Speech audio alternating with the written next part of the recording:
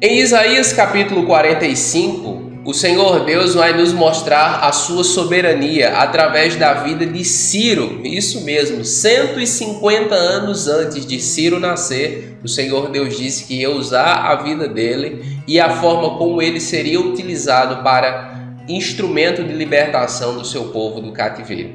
Esse texto é muito profundo.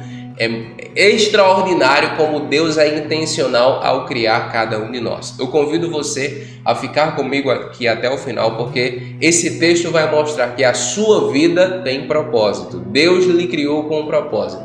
E é muito importante que nós vivamos esse propósito de Deus na nossa vida.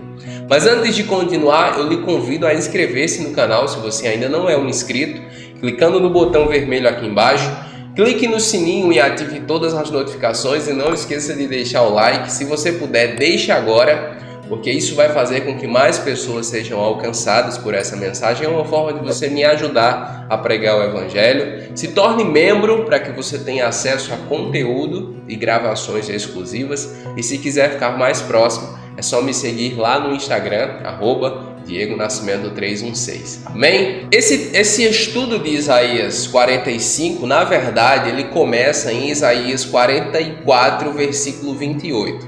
Por quê? Veja o que está escrito. Que diz acerca de Ciro: ele é meu pastor e realizará tudo que me agrada. Ele dirá acerca de Jerusalém: seja reconstruída, e do templo sejam lançados os seus alicerces. Quando o Senhor Deus diz aqui, essa profecia, ela é feita 150 anos de Ciro, o imperador persa, nascer. E quando Ciro ele assume o trono, o governo de todo o Império Medo-Persa, conhecendo essa escritura, ele dá ordem para que o povo de Deus volte do cativeiro para reconstruir Jerusalém. Então essa profecia se cumpre tal qual. A questão é que ela foi feita 150 anos antes de Ciro nascer. E a profecia, meus irmãos, já fala sobre qual seria o nome dele. Olha que coisa sensacional. Como o nosso Deus é soberano. Até o nome de Ciro, o Senhor Deus anunciou. Ele se chamaria Ciro. Ele é o meu pastor, porque isso é um símbolo de autoridade. Alguém que regeria, alguém que governaria, alguém que estaria sob governo, sob domínio, que de fato aconteceu. Ele realizará tudo que me agrada, mas é um detalhe, Ciro, ele não era cristão, Ciro, ele não adorava ao Deus de Israel, tá? Mas como assim ele faria o que agradava a Deus? Porque, meus irmãos, o coração do rei está na mão do Senhor.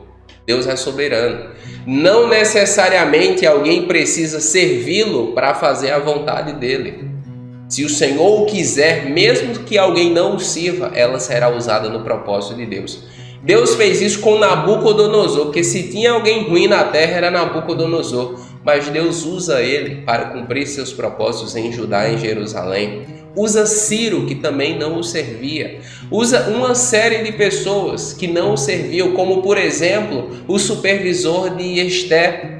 Ficou ali cuidando dela, usou a vida dele. Então Deus usa pessoas, mesmo que elas não as sirvam, mesmo que elas não o reconheçam como Deus, Deus usa a vida dela. O que para mim é um conforto, tá? Não necessariamente, tá? E eu digo isso aqui pela fé, tá? Eu não estou sendo irônico, eu não gosto dessas coisas. É como eu creio. Não necessariamente o Brasil precisa ser regido por alguém que confesse o nome de Jesus para que Deus o use. Deus é soberano. E assim como ele usou Ciro, Nabucodonosor e tantos outros reis ímpios, Deus pode usar qualquer um que seja, desde que ele queira. Então o nosso papel enquanto igreja é depender de Deus e orar a ele, como disse o apóstolo Paulo, para que as nossas autoridades sejam abençoadas com sabedoria e com um coração que cumpra a vontade de Deus. A partir do versículo 1 de Isaías capítulo 45 está escrito assim: assim diz o Senhor ao seu ungido, olha isso, a Ciro, cuja mão direita eu seguro com firmeza, para subjugar as nações diante dele e arrancar a armadura de seus reis, para abrir portas diante dele, de modo que as portas não sejam trancadas. Veja como o Senhor Deus chama a Ciro de ungido, ou seja, alguém a quem ele ia usar para que o seu propósito fosse cumprido. Eu lembro que eu, novo convertido, eu lia esse texto e eu pensava que o Senhor Deus estivesse falando de alguém que o temia, que o conhecia, mas isso não aconteceu. Cuja mão direita eu seguro com firmeza para subjugar nações diante dele e arrancar a armadura de seus reis, para abrir portas diante dele, de modo que essas portas não estejam trancadas. Veja que o Senhor Deus diz: eu seguro com firmeza na mão dele, eu serei com Ciro. E meus irmãos, é interessante pensar nisso. Ciro não era alguém que temia ao Senhor no sentido de servi-lo como o rei Ezequias, ou como o rei Davi, ou como Salomão. Não, ele ouviu a profecia, creu e executou a ordem para que os cativos voltassem. Mas todo o domínio, todo o seu poderio terreno veio da mão de Deus. O Senhor Deus era com ele. O Senhor Deus diz acerca dele: olhe, não haverão portas trancadas diante dele. Eu abrirei, ele conquistará. E assim foi, um dos maiores conquistadores de todos os tempos. Inclusive a história secular mostra isso. O texto continua em Isaías capítulo 45, a partir do versículo 2, dizendo: eu irei adiante de você e aplanarei montes, derrubarei portas de bronze e romperei trancas de ferro. Eu gosto muito desse texto, porque no meu caso, no meu contexto, o meu sonho, o sonho de Deus, o sonho que o Senhor Deus pôs no meu coração era de pregar o Evangelho a todas as nações. E vindo de uma família muito pobre e não tradicional cristã, o sonho era muito difícil, muito distante. E haviam muitas limitações de recurso, por exemplo, para mim comprar a minha primeira Bíblia de estudo foi mais de 1 ano depois que eu havia convertido. E, enfim, era tudo muito difícil. Mas quando eu ia orar a Deus e eu pensava nesse texto, por isso que eu disse que eu gosto muito desses textos de Isaías, porque eles me encorajam muito. Porque, veja, por ser Deus com Ciro, Deus iria adiante dele e derrubaria, meus irmãos, toda dificuldade. Tipo, toda barreira, todo bloqueio, tudo que impedisse o cumprimento do propósito de Deus através da vida de Ciro seria tirado. Então eu pensava, em confiando no Senhor, da mesma forma Ele fará em minha vida. Se a promessa é de Deus, basta que eu confie nele e espere nele, para que todo o seu bom propósito se cumpra. Assim é na sua vida também. Talvez o Senhor Deus tenha colocado um sonho no seu coração, um plano, que está muito além daquilo que você acha que pode viver ou que você mesmo é capaz. Mas se Ele é com você, Ele vai adiante de você, aplana os montes diante de você, isso é, derruba os impedimentos, abre portas que você não teria como abrir e destrói trancas de ferro. Ele continua dizendo: darei a você os tesouros, ele diz aqui os tesouros das trevas, que são tesouros escondidos, riquezas escondidas. Então Ciro teve acesso a muitas riquezas que outras pessoas nem sabiam, mas Deus deu a ele. Riquezas armazenadas em locais secretos. Olha isso. Para o povo de Deus, o que isso significa? Que Deus vai dar a você ideias que ninguém teve. Que Deus vai dar a você visão que ninguém teve. Que Deus vai abrir sua mente para coisas novas, visões, percepções, decisões de coisas que ninguém ainda fez, para que você saiba que Ele é o Senhor, o Deus de Israel. Eu mesmo tenho vivido esse texto, eu de verdade. Quando eu comecei a comentar a Bíblia capítulo por capítulo, ninguém fazia isso na internet. Hoje nós temos vários canais fazendo, mas ninguém fazia. E quando eu também comecei a escrever o Jesus e a Bíblia, da mesma forma, nós temos muitos canais de estudo bíblico, mas canais explicando, sites explicando os textos bíblicos não temos. E de onde veio essa ideia? Do Senhor Deus. O Senhor Deus quer mostrar a você coisas novas. Muitas vezes o nosso problema, irmãos, é querer viver a vida do outro. Porque fulano fez, está dando certo, eu vou fazer. Não. Viva na presença de Deus, deixe Deus lhe mostrar coisas novas, caminhos novos, ideias novas. Porque por meio disso também Deus é glorificado, irmãos. Deus é exaltado. por meio das coisas novas que Ele revela na sua vida. Versículo 4, por amor do meu servo Jacó, de meu escolhido Israel, eu convoco pelo nome e lhe concedo título de honra, embora você não me reconheça. Veja qual é o motivo de Deus. Por que é que Deus vai usar Ciro dessa forma? Por amor ao meu servo Jacó. Porque nessa época, Judá estaria em cativeiro. E Deus usaria Ciro para libertar o povo do cativeiro, retornar a Jerusalém, reconstruir Jerusalém. Por amor ao povo dele, é que ele usaria Ciro, um imperador ímpio, para que o propósito do bondoso Deus se cumprisse. E é interessante, veja que eu disse que Ciro ele não era piedoso, ele não temia ao Senhor no sentido de servi-lo. Aqui no versículo 4 isso fica muito claro. Embora você não me reconheça. Então, muitas vezes, os cristãos brasileiros acham que a nossa nação só vai ter jeito ou que nós só estaremos seguros se um presidente ou uma presidente cristã assumir o controle do país. Não necessariamente. O Senhor Deus usou Ciro para cumprir seu propósito, um propósito extraordinário, embora Ciro não soubesse nem quem ele era. E por que ele fez isso? Porque ele é soberano e ele usa quem ele quer. Tá? Muitas vezes nós pregamos que Deus usou a boca da jumenta para falar com o profeta, mas nós não cremos nisso, nós não cremos na soberania de Deus. Nós achamos, e sabe por quê? Eu entendo porque é que nós fazemos tanta questão de ter um presidente cristão ou uma presidente cristã. E eu também não estou dizendo aqui que eu não quero, que para mim é indiferente, tá, irmãos? De verdade, para mim é indiferente. O que eu estou querendo dizer é que a nossa confiança tem que estar no Senhor e não em quem está no poder e não em quem está lá. E isso em todos os aspectos da vida. Muitas pessoas se sentem mais à vontade trabalhando para um cristão. Não necessariamente. Eu já trabalhei para muitas pessoas ímpias. A maioria das pessoas foram ímpias e o Senhor Deus me fez prosperar onde eu estava plantado. Eu vejo isso na vida de Daniel, de José, de Esther, de Neemias, de Esdras. Então, o que importa, meus irmãos, é que eu e você mantenhamos o nosso foco na pessoa de Jesus, crendo que Ele é soberano sobre todas as coisas e que Ele fará o que lhe aprouver. E cabe a nós, enquanto igreja, depender dEle e invocar o seu nome. Versículo 5. Eu sou o Senhor e não há outro, além de mim não há Deus. O que Deus está dizendo aqui, eu sou o Senhor, é que Ele está dizendo, sou eu que controlo todas as coisas. Ciro, você nem 150 anos antes de Ciro nascer, Deus já disse, ele vai se chamar Ciro. 150 anos antes dele nascer, Deus está dizendo, eu vou lhe usar por amor a Jacó.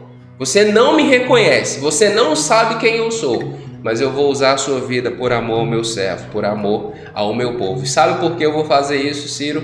Porque eu sou o Senhor, e além de mim não há outro. Eu fortalecerei você, ainda que você não tenha me admitido. Olha que coisa sensacional. Ainda que você não tenha me admitido, ainda que você não tenha me reconhecido como Deus, ainda que você não me sirva, eu vou usar você, porque eu sou o Senhor. Eu vou fortalecer você, porque eu sou o Senhor. E além de mim, não há outro. Vamos confiar na palavra de Deus, igreja. O Senhor Deus é soberano, é Senhor.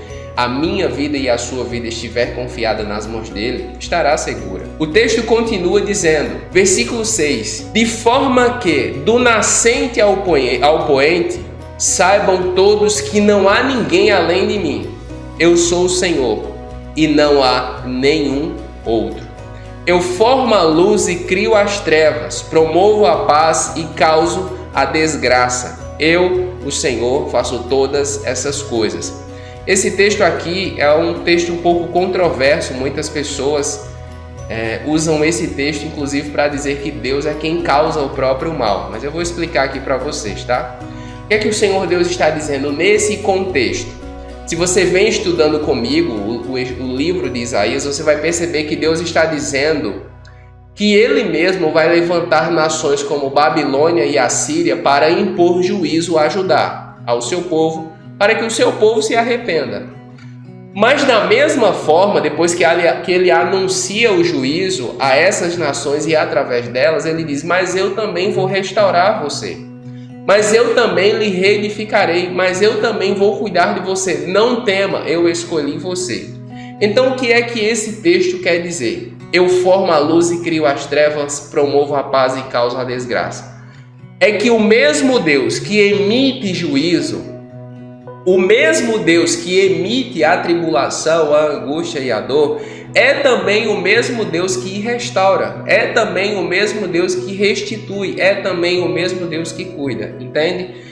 No português, quando a tradução foi feita, aqui, é meio impactante para nós, porque desgraça para nós, o que é desgraça? São coisas ruins, né? Nós associamos desgraça a coisas ruins, mas o termo hebraico, né, nesse contexto aqui, desgraça é ra, né? Ra, só assim. Ruim, mal, desagradável, calamidade, aflição. Então, a desgraça aqui que é colocada no contexto bíblico é que o Senhor Deus está dizendo: da mesma forma que eu promovo boas coisas ou abençoo, eu também promovo coisas ruins e aflições. Tudo isso em que propósito? Com o propósito de cuidar do seu povo. Quando é que Deus permitiu a desgraça na vida do seu povo? Quando o seu povo se desviou dele, se afastou dele. A calamidade e a desgraça teve um efeito pedagógico de trazer o povo de volta. Assim que o povo se arrepende e volta, então Deus os restitui. É nesse contexto que nós devemos analisar esse versículo de Isaías. Se analisarmos ele de forma isolada, então nós vamos ficar confusos. Versículo 6 ele diz: de forma que do nascente ao poente saibam todos que não há ninguém além de mim. A soberania de Deus na história. O capítulo 45 de Isaías trata sobre a soberania de Deus na história. Uma coisa que é muito importante aqui nesse texto também, que para mim fica muito claro, são coisas, por exemplo, com a Covid-19. Eu li recentemente o livro De Porta em Porta, do Luciano Huck, em que ele entrevista o padre Fábio de Mello.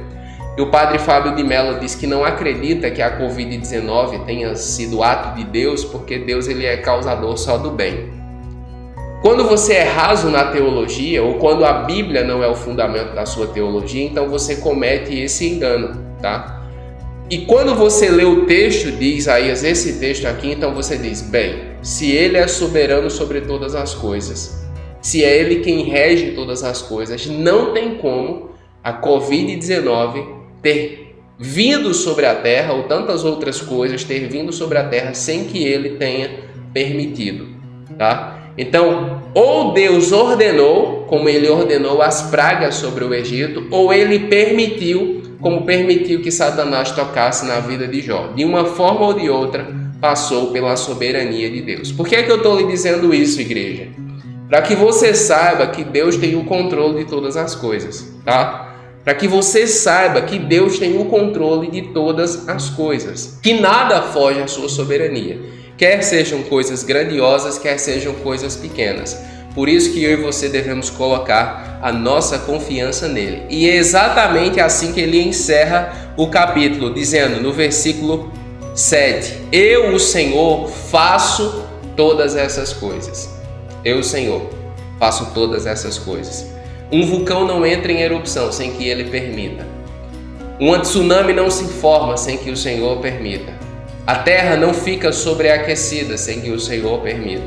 Nada, absolutamente nada acontece sem que o Senhor Deus permita. Diego, e as catástrofes, e as balas perdidas, e tantas coisas ruins?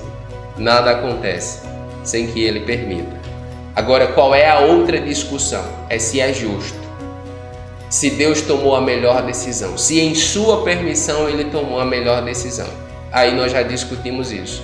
E na soberania de Deus, as decisões de Deus são as melhores, mesmo que eu e você não tenhamos conhecimento delas. Porque na verdade dificilmente nós as teremos. Por quê? A mente do Senhor é insondável. Nós estudamos isso aqui em Isaías. A sabedoria de Deus é incalculável, insondável. Não tem como eu e você acompanharmos a soberania da sabedoria de Deus. Então, pela fé, nós precisamos nos submeter a Ele, à sua grandeza, à sua glória, ao seu domínio e crê que o melhor Ele fará pelo seu povo. Amém?